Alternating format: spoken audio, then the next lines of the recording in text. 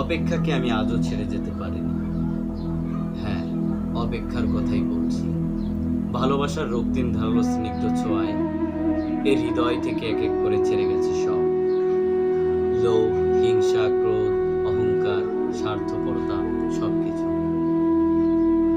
কিন্তু অপেক্ষা অপেক্ষা আমাকে আজও ছেড়ে যেতে পারে। আমি ভালোবাসার জন্য সব কিছু ছেড়েছি, শুধু অপেক্ষা ছাড়া।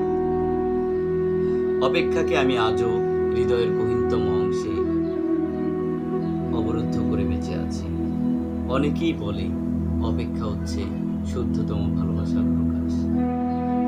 ভালোবাসতে সবাই পারে, কিন্তু সবাই প্রিয়তমার জন্য অপেক্ষা করতে পারে না। আসলেই কি তাই?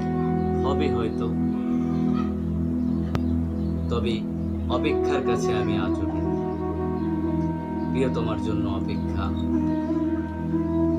আমি পাখির মতো সহজ হতে শিখেছি, শিশুর মতো অনাবিল হতে শিখিয়েছি, আকাশের মতো বিশাল হতে শিখিয়েছি, ফুলের মতো স্নিগ্ধ সুন্দর হতে শিখিয়েছি।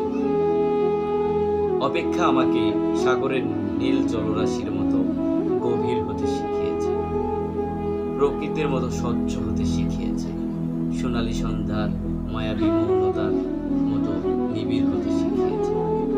শেষ পর্যন্ত অপেক্ষা আমাকে কবিতার মায়াবী অনিন্দ ভুবনের কাছে নিয়ে গেছে।